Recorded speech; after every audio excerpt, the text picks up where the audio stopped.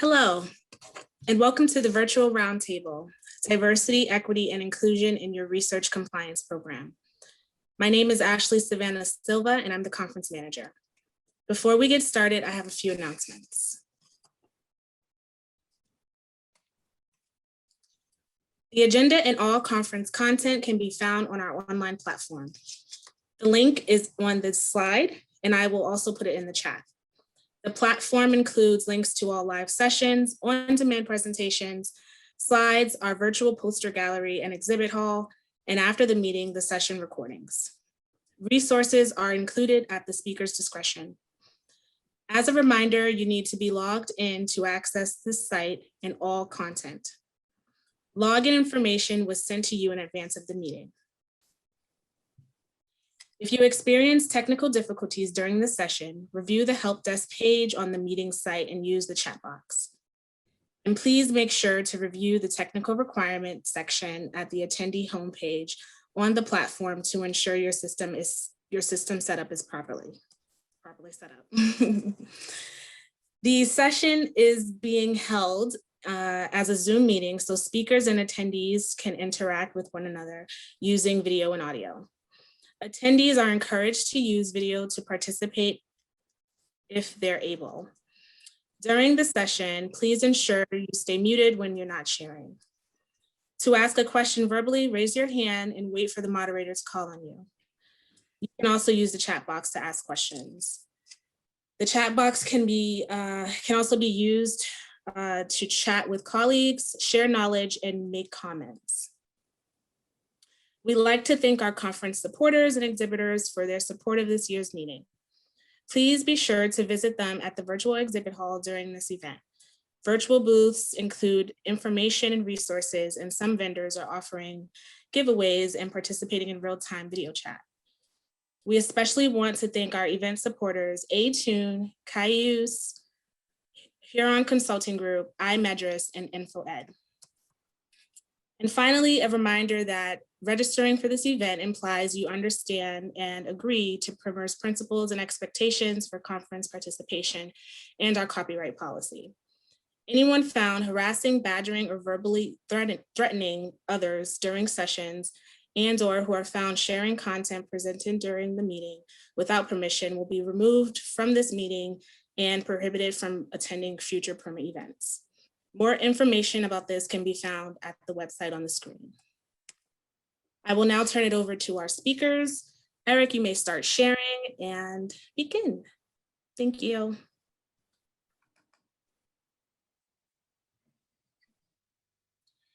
Let me get back to my screen share here. Share screen.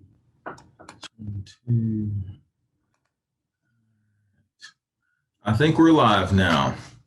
Good afternoon, everyone. We would like to thank you for joining us here today for the virtual roundtable on diversity, equity, and inclusion in your research compliance program. I am Eric Allen, and I'm the moderator, and will be leading you through the actual presentation today. And I'm going to now move over and do some disclosures. I'll do the disclosure for all three of us. Myself, David, and Noé do not have any conflicts with this respective presentation today, this educational activity. Here's the standard copyright content that you've seen throughout the whole week so far. Again, this is me. This is a brief overview of myself. You can read over that yourself. For those of you who don't know me, hello. I have been in the actual arena for going on a little over 21 years now in many capacities, and IACUC has been one of those that I find most exciting and challenging, and I'm glad to have an opportunity to wrap bias and social issues around IACUC and how we can improve the programs with that today. So I will turn it over for David to say a few words about himself. Hi, everyone. I'm David Hamilton. I'm the AV at the University of Tennessee Health Science Center in Memphis, Tennessee. Again, you can read my bio there. This is actually my first time kind of giving a formal presentation in this topic, although we have done a lot of things on our campus that I'm looking forward to sharing with you. So thanks for joining. especially if it's Friday afternoon anywhere. We appreciate you staying on. So. All right, and Noé. Hello, everybody, and thank you for sharing this afternoon with us. My name is Noé Tirado-Muñiz. I'm the Associate Attending Veterinarian at the University of Kentucky. My first DVM from Cuba, second from the US, Ohio State University. And I've been in lab animal medicine for a little bit over 30 years. And I'm very excited to be with you to talk about diversity issues as they pertain to programs of animal care. Excellent. Thank you guys for your introductions. All right. We have a few objectives that we want to try to obtain today or go over today. We're going to try to define some things for you. I think the definitions are critical as we move forward in this talk to create an actual baseline for how we can build on that when you're trying to build diversity within your organizations or understand these issues that we're going to discuss. Particularly in objective number 2 is how we identify what these issues are and how sometimes they may be overlooked in life, and that also rolls into the veterinary program, the animal care program. We have 5 major sub bullets there that we're going to look into, and we're each going to take our time going over these 5 different areas. And then we're going to go over the last part here, which is working with hiring people. And we're going to give both perspectives on hiring and the practices from an HR perspective. And we know that some of you may not be in that area, but this will give you some insight on what you may take back to your institution to share, and or if you're in those positions to start moving in that direction when you're moving forward with the hiring of individuals and the HR process related to diversity and inclusion. One of the things we wanted to do is get a grasp on who's in the actual room. So we have some polling questions, and our host at Primer is going to assist us in getting you guys' opinions on these questions. And the first one is, what is your position in the animal care program or in the animal care at all? We're going to give you a few seconds here to tally up the results, and then we will move on to the next question.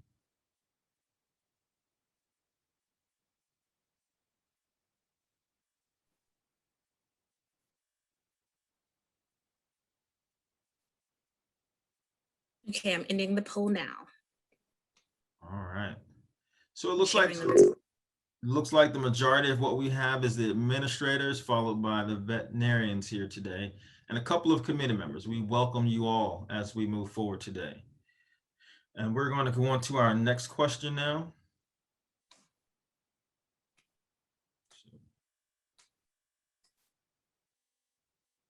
You should see. Yes. How long have you been involved in the animal care program?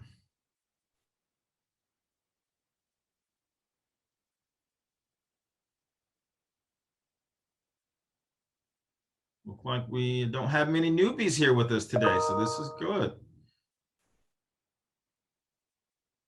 All right, looks like we have a diverse group here, but we're going to go on to our next question here. We want to now look at your highest degree of education obtained.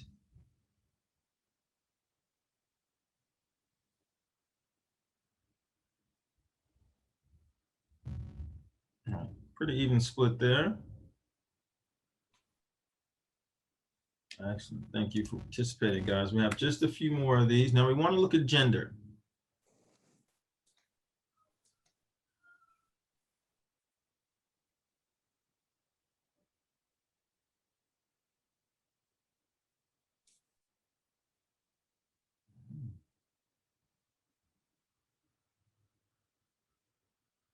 Okay.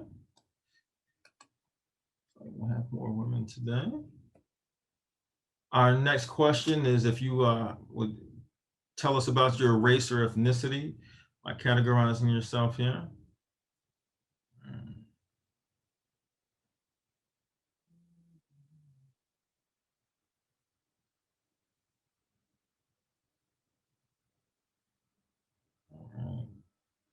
Excellent. Thank you for that. And we see our next question coming up. I'm going to turn it over now to Noé. No, what happened to my last question?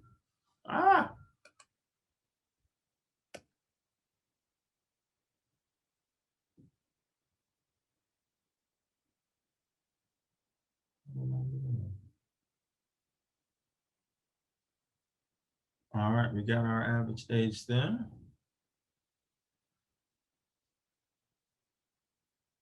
And those are all of our polling questions to start with from the beginning. We'll have some more of these throughout the actual presentation today. Thank you all for participating and letting us know who was in the audience with us today. We're now going to transition to going over some key terms and concepts when it comes to diversity. And I think Noé is going to take it from here. Yes, thanks, Eric. And I hope everybody can hear me okay.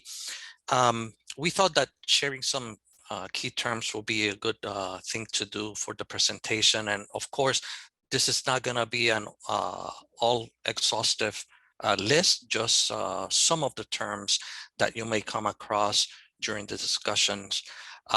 It's important to know that we all have biases and stereotypical ideas on a daily basis. And having those is not necessarily the problem. The problem is, how do we recognize those preconceived ideas, biases, stereotypes, etc., how we acknowledge them, and how do we modify our behavior to minimize the potential impact that these biases can have on our interactions with each other. So the first term is, of course, diversity. This is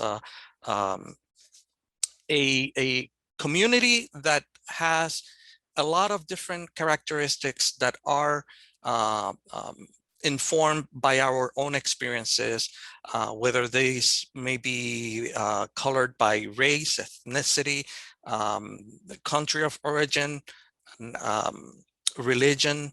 So it's also important, at least when I think about diversity, that we not only look at what things make us different from each other, but also maybe pay attention to the things that we have in common that also may facilitate these discussions when we talk about diversity.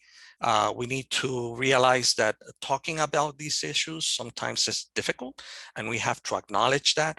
We have to also embrace these conversations in a supportive and safe manner so we can gain ground on these discussions and move forward.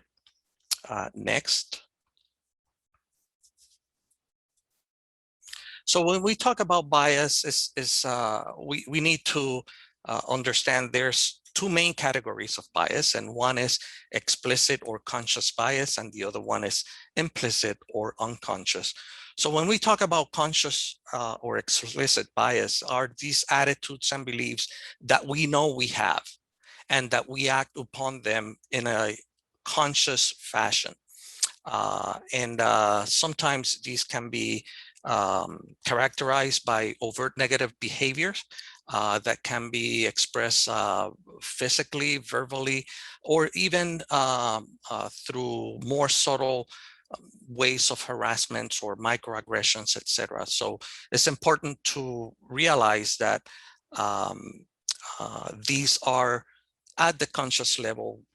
Whoever is having these stereotypical reactions are doing it knowingly. The next one, if you would please, deals with a similar situation, but at this level, these reactions are happening unconsciously, and we are not completely aware of what's going on. We just react and don't pay attention to the bias, and it happens without our awareness. This is very dangerous because these biases do have real world implications. And I would like to share an experience that I had, if you may, when I first met my wife. I am of Latino descent, and her first reaction was, "At least he looks white." So obviously she didn't realize what she was saying. It was a bias that she expressed without even knowing that she was doing it. So that is a good example of a unconscious bias. Next, please. So on unconscious bias, there's other biases that we can consider, like, for example, performance attribution bias, where we attribute success, let's say, of a person that is in the a dominant group to their effort and to their hard work and to their abilities. And then when we consider another person's success, but that person doesn't belong to that group, then we might think that, oh, he had help. This was because of luck or what have you. And again, to share a personal experience, when I was at vet school the second time around, one professor and one classmate of mine told me that I got into vet school because the university needed a minority quota, needed to check the box on that. So obviously I was a minority, and my being in vet school was seen as not because of my abilities, but because of something else. And then we have conformity bias, where we have this tendency to see how people are acting around us, and then we kind of follow similar suit. So it's like, if you see somebody jumping off the cliff, are you going to jump? And, you know, many times we do. So the problem here is that then we don't exercise our own thoughts, and we don't, let's say, in the IACUC arena, there's a protocol discussion, everybody's voting one way, and you thought that you wanted to vote this way, but you went with the flow. So that is a conformity bias. Next. This one, maternal bias, is, let's say there's a woman applicant for a job, and people might be considering that because she's a woman, she may get pregnant down the road, or she might have family commitments and the kids, etc., and that the degree of commitment to the job wouldn't be as high because she's preoccupied with these other maternal things. And in a similar fashion, there's also a paternal bias, where we tend to think that guys won't be as concerned about home and family issues and will have more commitment to the job or the task at hand, the employer. So those are two that go hand in hand. Then the next one is stereotype, and this probably everybody is familiar with, and these are preconceived ideas that we have about persons, things. It can, and as I said, we all have them, but we have to be careful how these may impact our interactions with others. And I had a couple examples here after the unfortunate events of 9/11, how a lot of people were treating persons that might have been of Middle Eastern, Arab, or Muslims because they associate one event with these different groups. Another example from the veterinary field, because I'm a veterinarian, is this thing about dangerous dog breeds. And that was, you know, is one of the things that sometimes we see in private practice. You know, a pit bull is not worse than a Chihuahua, is how we bring him up. So, but there's these stereotypes. Next. Noé, can I just add a couple of things in here before you move on? Sure, absolutely. Unconscious bias. And there's a lot of psychology in there, and I appreciate that, but there's also some biology. And I think unconscious biological reactions can take place at about 30 milliseconds. Now that's unconsciously 30 milliseconds is all it takes to have that kind of comment come out. Now it takes 250 milliseconds before conscious thought even begins. That's nearly 8 times as long to have a conscious thought versus an unconscious thought. Overall, just some simple math. In fact, we process about 200,000 times more information every second than we are consciously aware of. This means our unconscious opinions don't just influence our actions, they are actually hold more sway than our conscious reasoning. So in the biological sense, we do need to consider that this is a natural thing and we have to assess this. And I think in the next few slides, Noé is going to address more about how that can be managed. Yeah, thanks, Eric. And also going back to the previous comment that we all have stereotypes, and this is a way of our brain to process a lot of information. We don't have time to process everything that we are exposed to. So we tend to categorize and put into boxes, and you know, that allows some of these preconceived ideas to take place. So it's important to realize that there's also a biological component to this. So I think that the next one is stereotype threat, and this one also I would like to share quickly a personal experience. And this is when you are aware that there's a stereotype that may apply to you, and then that creates fear, it creates anxiety, it creates stress that you may, by the way that you perform, confirm that stereotype.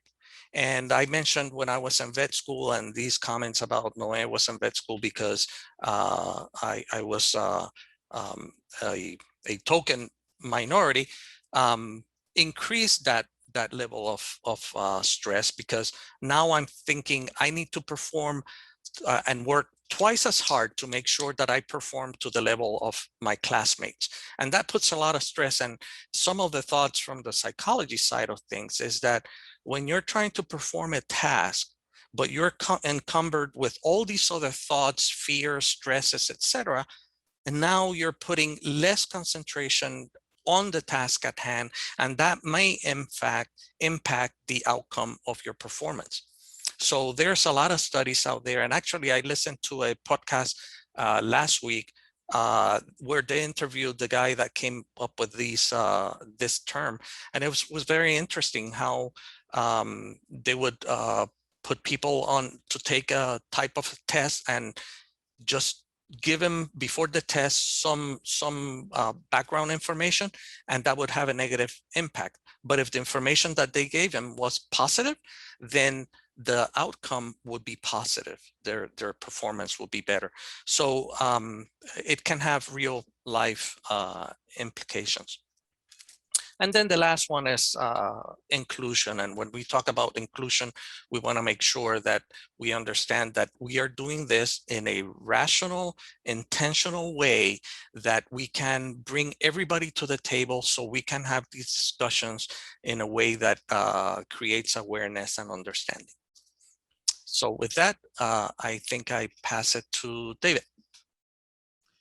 All right, thank you, Noé. So I'm going to focus on the, if you will, kind of within the animal facility, the animal care team, the vet team, but also husbandry, cage watch, just kind of everyone involved in animal care within an animal facility. So, and again, a lot of this is based on, you know, where I work now. I do work at a university, so you know, it may be a bit different than the institution that you work for, but I think in general, the animal care team is diverse in the nature that you have many different types of jobs within that team. You have husbandry technicians, you have the veterinary care team, cage wash technicians, you have people in management, training. So just in it itself, you have diversity with regards to job function. You don't have everyone doing the same type of job. You'd also see diversity, especially when it comes into training, or have people had prior training before getting their current position. When I moved to Memphis and started working here back in 2005, most of our new hires were just people that probably didn't have a lot of prior experience working with animals, and certainly not working in a lab animal type of facility. But so we're just kind of hired off the street, and we had a lot of turnover at that time. But we're now very fortunate. There is a technology school in Memphis now that does have a lab animal focused program where students learn not just lab animal, but also they rotate through vet clinics, humane shelters, anything kind of animal related. So now everyone that we hire, for the most part, has gone through that program. So they come in with that already with that amount of knowledge. And we've also now, because of that, we have a lot less turnover. People now come in that this is their career. It's not just a job anymore. This is the career that they have chosen. And, they've probably invested money, and certainly they've invested time, in choosing that career. So that's been a real win for my position. You probably have a variety of ages. Certainly within my own animal care program, we have a lot of our technicians are younger, probably 20s, 30s, but we have some, 50s. We have some getting close to retirement. So we have a wide variety there. That in itself, it's a good thing, like any diversity, but certainly you have different learning methods, learning styles. You have people that are very kind of computer savvy, some that kind of, have test anxiety on computers. So you kind of have to take all those learning styles into consideration when having exams or in services, that type of thing. All right, next slide, please, Eric. So this is the majority of my team here. There's a few people missing, and this picture is needs to be updated. But so this is the Lab Animal Care Unit. So I'm the attending veterinarian, but I'm also the director of Lab Animal Care Unit. So this is what my group looks like. It's actually pretty close to a 50-50 split of males and females. We have, people of different races from different countries. I myself come from Canada, so I, moved here for the residency program in Memphis. But we actually have people that came to the United States as refugees from Somalia. We have people of different languages as their original language. The majority of people are American, but again, we do have people from other countries. People of different ages, different religions, different sexual orientations. It's a real great group of a variety of people, and I'm really proud to be part of that team. So, all right, so you can go to the next slide, Eric, please. All right, so there's a few graphs here. This is about kind of the veterinary profession in general.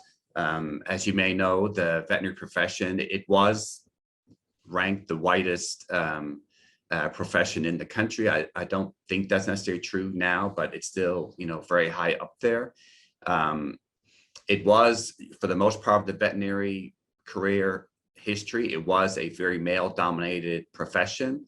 And it wasn't until about the mid to late 80s that now you were seeing more women entering into vet school, and now obviously being graduated from vet school as well. So in terms of minorities, again, like I mentioned, most people going through vet school were Caucasian. Less than 10% of students are minority. It's upward now, maybe around 70% across the country. There have been some theories as to why, men are going into the profession less and women are going in more. I think actually a lot of the explanations out there are sexist, but some of the reasons kind of thrown out there, one is that a lot of vet clinics, that this is in private practice more so, for example, but a lot of them now are becoming corporate. So a lot of clinics, weren't kind of self-standing clinics. They were now a part of a large organization. There was a shift from clinics that dealt with large animals, like food animals, and now focusing more on companion animals like dogs and cats. Some feel that because as more women came into the profession, a lot of men left the profession or didn't go into the profession because now it's becoming more of a female profession. Also, it was stated that because now we have better tranquilizing drugs, animals could be sedated better to be examined by a woman, that was also, reason for women entering into the profession. But I think like any job, I think as it became more available, as now women were growing up having female role models that were veterinarians, now it became a thought that, well, yeah, I can be a veterinarian too. It's not just men that get into vet school. So I think that's something that is left out of the literature as to why these changes occur. It still isn't equal when it comes to salaries. The starting salaries are fairly equal, but the gap grows by about 20% in mid-career. And again, this is mostly based on private practice. All right, next slide, Eric, please. This slide kind of shows similar data for veterinary technicians. Again, very female, mostly female, about 80% of veterinary technicians are female. Again, about 83% of veterinary technicians are Caucasian. The age range is there as well. It's kind of a bit of across the board, but the majority between 20 and 30 years. All right, next slide, Eric. All right, so then for the animal care team, so again, I work at a university setting, and I think in general, a research setting like this is very diverse in its nature. We have, principal investigators, research staff from all over the world. And that's actually one of the things I like the best working in this environment is just, meeting people from other cultures and learning about, the foods that they cook. I mean, it just makes a much more enriched environment, I think. So I think that is a bonus, but sometimes certainly when it comes to training, and obviously in a lab animal environment, we're responsible for a lot of training and oversight of procedures being conducted on animals. Certainly there can be language barriers that can hinder training. Sometimes a person's opinion towards animals or ethics towards animals may not be the same as what we expect here. But again, that's something that, if someone is now working here, they're expected to follow, what the standard is here. Obviously, levels of education also vary considerably in a research setting. You have people now that are PhDs, they have masters. That is something that, our technicians must have issues with. They feel like, oh, I can't tell Dr. So-and-so that he needs to check his mice because he has a PhD or he has a master's degree. And, but, I always tell our technicians that, we are the animal experts on campus. We are the ones that are looking at these animals every day. And it doesn't matter, what degree somebody else has. You're the expert, really, when it comes to that animal. They may be the expert in what was done to that animal. But in terms of the animal's care and the way it should be behaving and eating, I said, we are the experts with that. So, I mean, I understand people aren't comfortable sometimes. I say, I'll always come to one of the vets, somebody else, and we'll address it with the lab. Okay, next slide, thanks. So then the big question, I think, which will be throughout all of this talk is, what can I do? I'm in a position where I do direct hires within my unit. You may not be in that type of position. You may not have any direct influence that way as to who gets hired. Do we hire a man or woman or someone who's African-American or Caucasian? You may play no role in that, but regardless, there are a lot of things that you can do. And I think there are a lot of ways that you can get involved. And again, I think if you're at a university setting, you may be, your university probably already offers training in diversity, equity, and inclusion, different programs. There's certainly lots of webinars out there available. You can get certificates. A lot of these things are already out there. So at my institution, we do have an Office of Equity and Diversity. They're very committed to promoting equity and inclusion on campus. And they have many programs to support that. They do offer mini grants upwards of $3,000 you can apply for. And we actually, my unit applied and got one last year. We're now doing some seed training, which is seeking educational equity and diversity through Dr. Mildred Randolph, who was one of the presenters yesterday. So that's one thing that we're doing to try and support diversity and inclusion within the lab animal care unit. Our Office of Equity and Diversity, they also have a diversity certificate program, which I've completed. Many others in my unit have completed. And, it has topics like cultural humility, unconscious bias, sexual harassment, avoiding stereotypes in the workplace. And the people that present these topics are people like in our HR department. They may be lawyers for the campus. Just when incidents happen, these are things that may negatively impact the campus, and certainly negatively impact the person that experiences that as well. So that's something we also have here.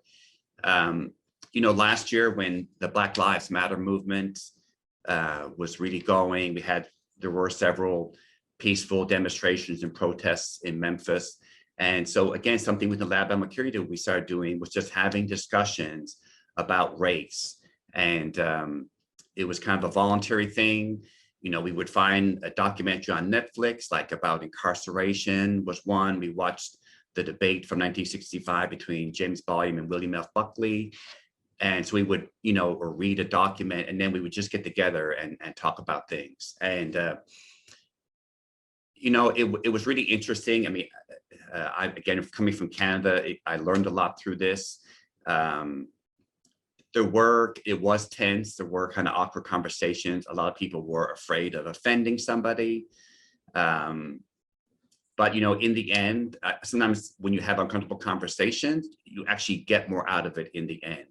So I would encourage you, not to let fear of upsetting someone or taking something personally for something that happened years ago. I just encourage you to have these conversations. It makes for a better, you learn more about your coworkers. It makes for a better working environment. Next slide, Eric, please. I'll just say one last thing before you move on, David, about what you can do. Many of you are probably familiar with Banfield Pet Hospital, one of the nation's largest employers of veterinary professionals. They recently announced they're going to invest $1 million in diversity efforts and ensure at least 30% of its veterinarians and support staff are people of color by the year 2030. Yeah, and another thing on my slide I didn't mention, like, if you see something, then say something. Again, with me being the director, issues do come to me that, and sometimes you get caught up dealing with the person who instigated it and reaching out to HR and, writing a letter of expectation.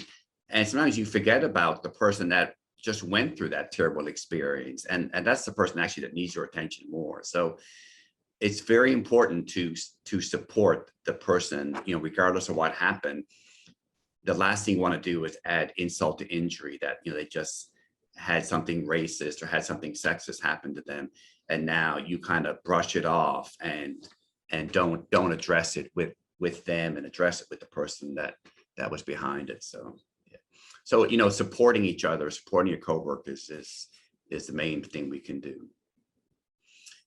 In terms of the path forward, again, I think a lot of this was spurred by the Black Lives Matter movement that started, and Black people being killed by police officers and other incidents.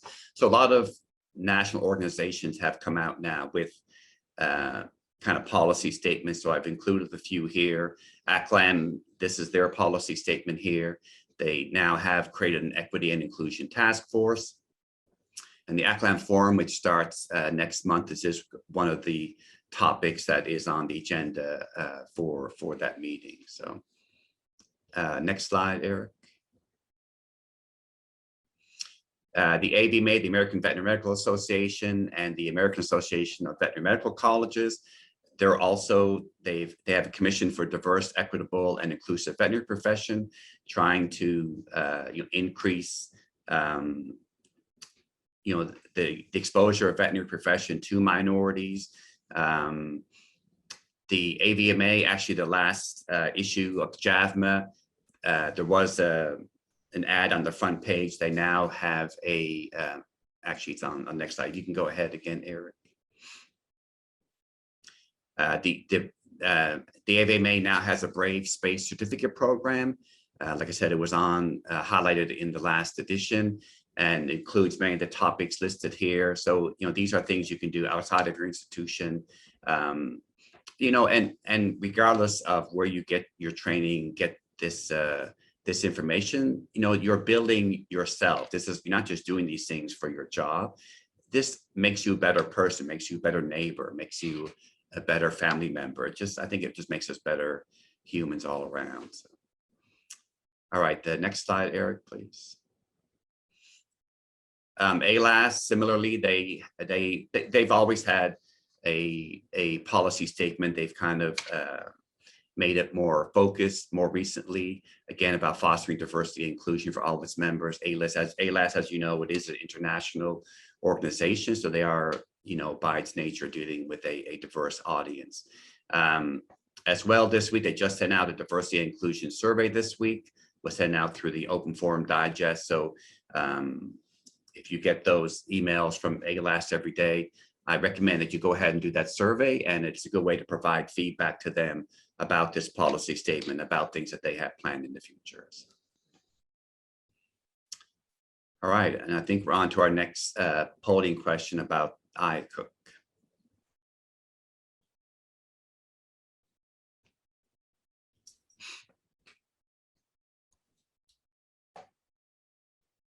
So here we wanted to pose this question after we have talked a little bit about some of the definitions and some of the ideas that David have shared.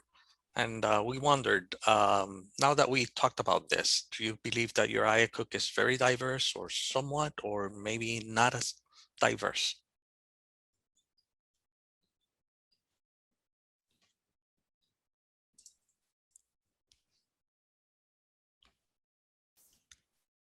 So it looks like the majority, 80%, thinks that their IACUC is very diverse, followed by 13%, sorry, somewhat diverse, followed by 13% very diverse, and then a smaller number not diverse at all. So thank you for sharing that.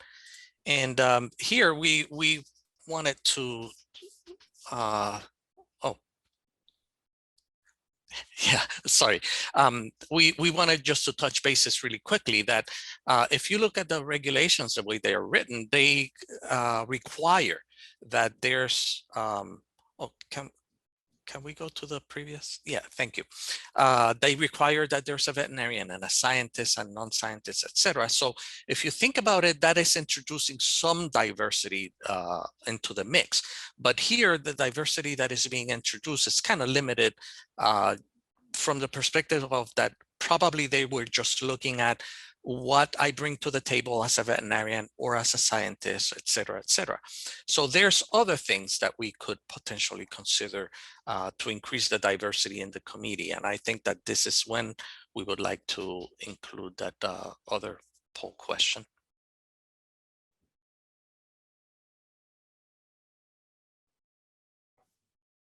Yeah, so what other strategies can be used to enhance diversity in our IACUCs?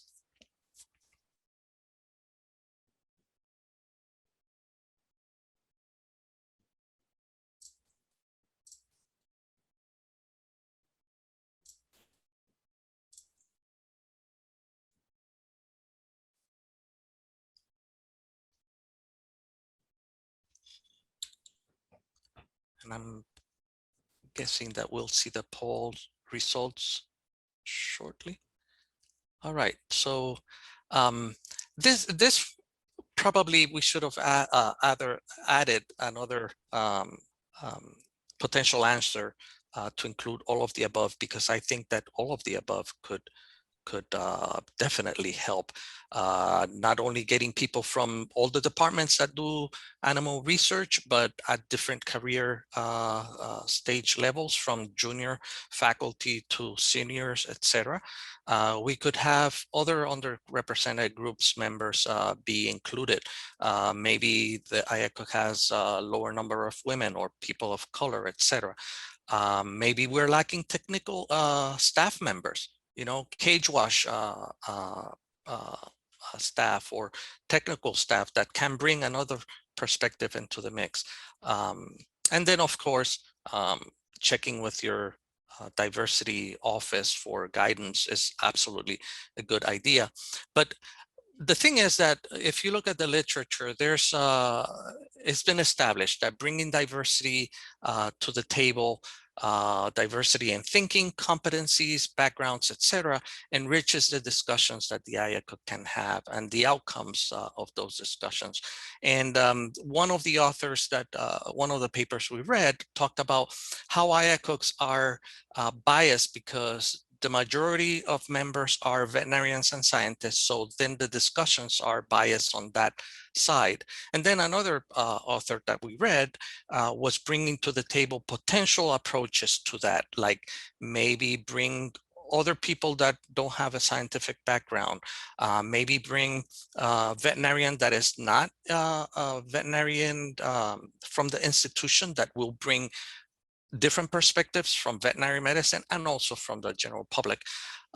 So there's a lot out there that can be done to increase diversity in thinking and approaches to research and the use of animals in science. So with that, I think that then we pass it on to Eric. Oh, I think that was for the previous one.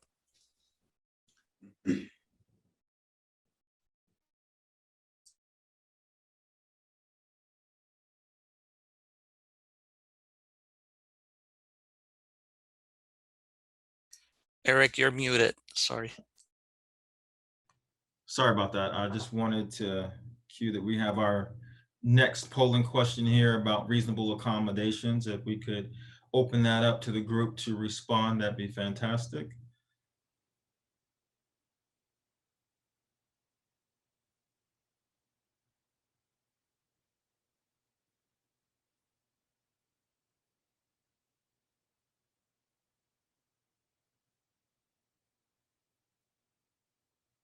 All right, excellent. Looks like we have our answer here is most of the time. Thank you for that. We're going to move on to our next one here. And our next polling question, does your current organization make sure all feel included and respected regardless of their age, gender, race, sexual orientation, and so forth and so on?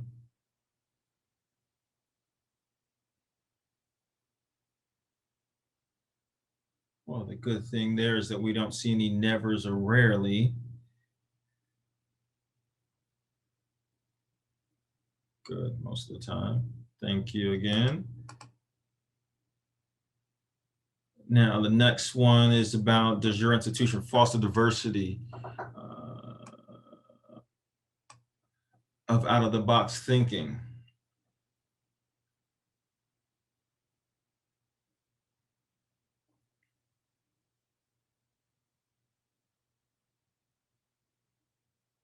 Okay. Most of the time is good. Now, this is one that we're going to talk about a little bit more when we finish with these polling questions is, do you feel comfortable discussing sensitive issues in your workplace?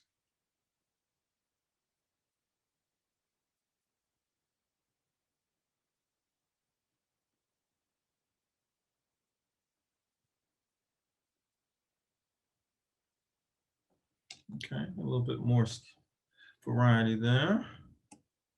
I think we have one more before we go on. All right, and those are all of our polling questions. Thank you to everyone that participated in that. And what I have here, and at the end, you'll have, this is a snapshot of a diversity and inclusion kind of self-evaluation form that you can share with your institution or within your department if you're a department head. And this breaks down what you do have, what you will have, or what you would like to have. Where are you now, to develop some benchmarks. And I think this is really important because you don't know where you are, you don't know how to get to where you're going. And this really identifies what your organization is capable of in the process of having more diversity and inclusion activities and also workforces. And this chart is actually going to be in at the end of the slide for you to revert to. It's a couple page document. Now, when it comes to doing that, I really want to make sure that, I'm just going to go back here. Looking at the man in the mirror is what this is all about. If you're not already ready to be comfortable being uncomfortable and vulnerable, that's the need to transition for yourself. We need to be able to speak about race, religion, ethnicity, or any other sensitive topic. It is a must to have these tough conversations and to be generous and humble and take a good look at yourself and your institution. And one other thing that hasn't been talked about a lot yet is cross-sectionalism, which is when an individual has two or more issues or situations that they are in multiple groups. That could be a female that's also a minority, that's also transgender, any combination of the things that could make an individual diverse. And they want to be included in multiple different areas, or there's a need. So we don't want to look from one perspective with those individuals. We want to be inclusive of all of the things that affect that individual. And I think for some people not knowing about this term, hopefully this will expand the horizons, if nothing else, to kind of move forward with thinking about how these things affect individuals differently. Sensitive discussions, I mean, you really got to have this. In my opinion, I call it the sandwich approach, where you got to have this from upper level management as well as the middle management and all the employees in between. Everybody needs to buy into this so that it can actually be successful. In order to have these conversations, sometimes you might have to break out into small groups at different levels and then bring all those levels or groups back together. So it must become a part of the culture and not just popular talk. Now, when it comes to framing this, framing is very important, because you want to reframe this so that it becomes uncomfortable rather than frightening. And I think that makes it less daunting. And I think we also want to look at the fact that discomfort is temporary and can definitely be overcome. So moving forward with that is very important for being successful in that area.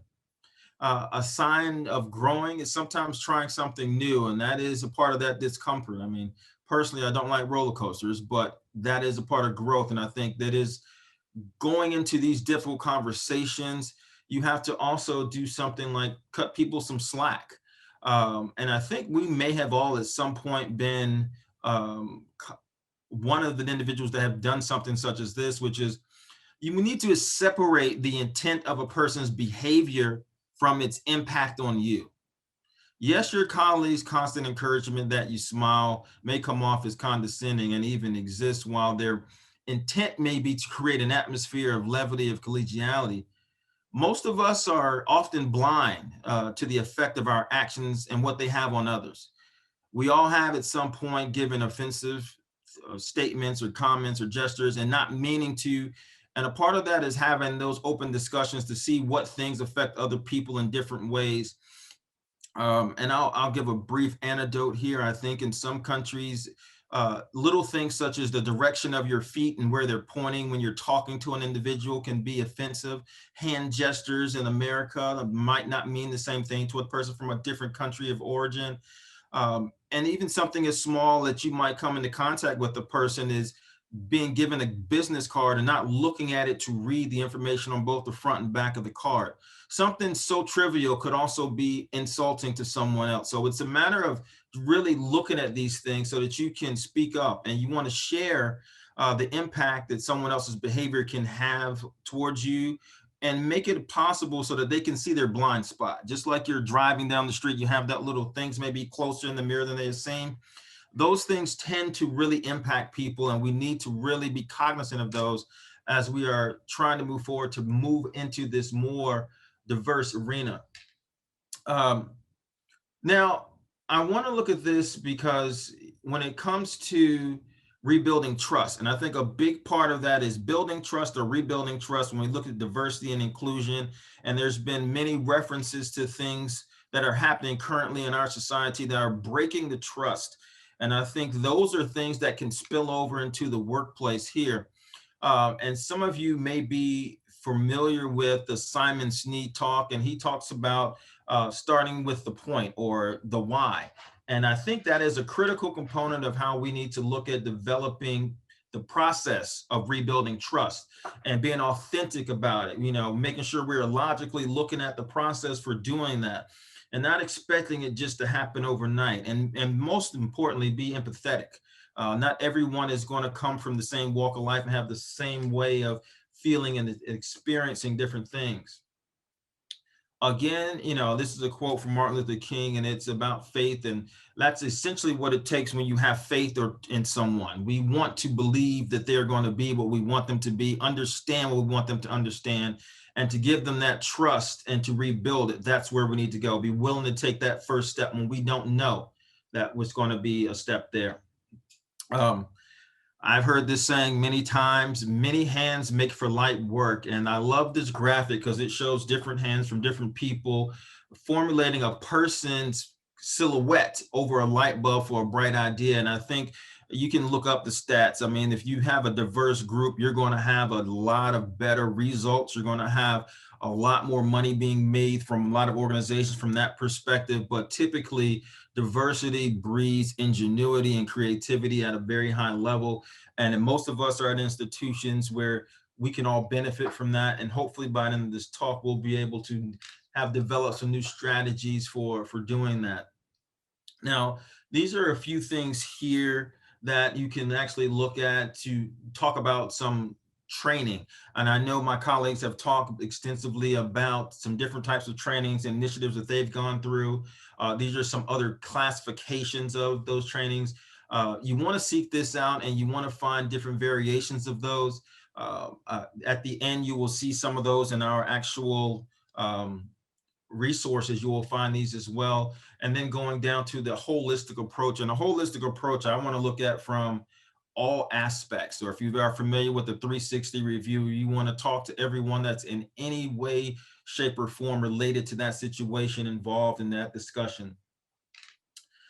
This one is a slide that I think pertains more so to physicians and on the human side, but I think it also applies on the animal side as well when you look at the skewed numbers for veterinarians. Although those numbers are changing, I think that the emphasis has been more so on those that are the minorities doing the majority of the work.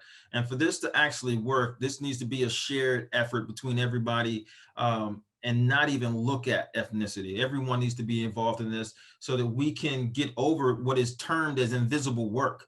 I mean, they just looked at, this is what I'm supposed to do, or this is what is expected. And there's no credit for it. And it just kind of happens in the background. And I think we need to bring this to the foreground so that we can actually transition this and down towards the actual bottom so that it's actually evident there.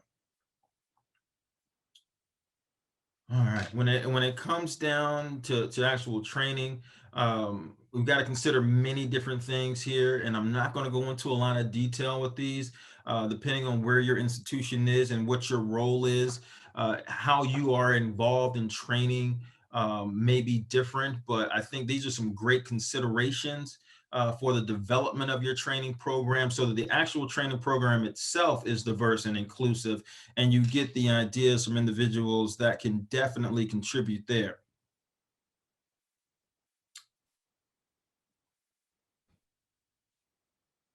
I love this graphic here about the koala bear, but we're going to kind of transition now into looking at the recruiting and hiring process through HR. And there we will really get a chance to take a look at some strategies that you may have available to you. I talked about this a little bit earlier, talking about how the actual diversity affects things, and these are some stats on that as well. There's tons of stats, and the amazing thing I found is that these are almost consistent worldwide across every country. You can look at the UK, America. The things we see that I've seen here are the same everywhere else. The numbers are just slightly different, but they are skewed, as you can see here. When it comes to hiring and recruitment, I think that we really need to think about things a little bit differently here. Knowing where you are as far as an institution will help with your recruitment and making sure you can put things in a place that can add to the diversity of your actual advertising, for instance, or how you're advertising, not just where. But diversity and inclusion needs to be a part of the job description and also other aspects of the actual process. And I want to just quickly dive into those 3 sub-bullets and try to ask yourself, what is the approach that you would use in understanding the perspectives of your colleagues from different backgrounds and working with them, and also with trying to recruit them.